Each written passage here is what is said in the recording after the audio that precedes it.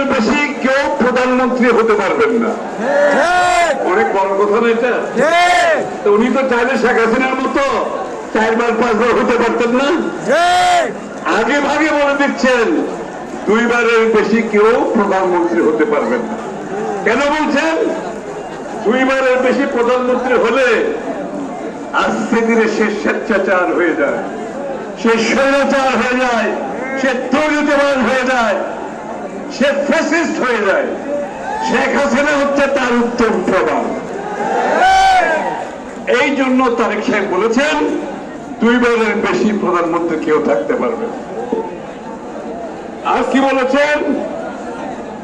বাংলাদেশের সংসদে দুইটা থাকবে, একটা উচ্চ কক্ষ, একটা নিম্ন কক্ষ।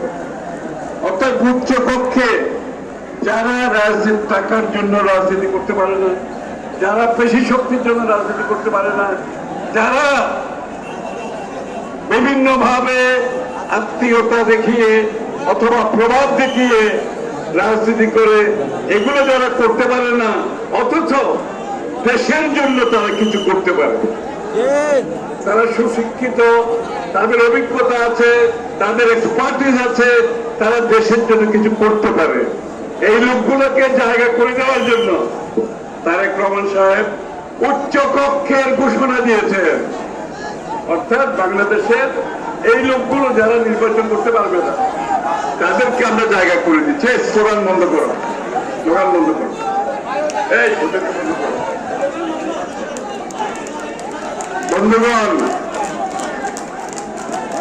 আজকে একটা স্লোগানটা,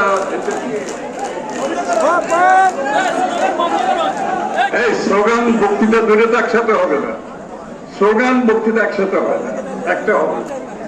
আপনারা স্লোগান দেন, আমরা শুনি, আমি বক্তৃতা দেয়, আপনারা শুনেন, দুটো থেকে একসাথে হবে। বন্ধুগণ,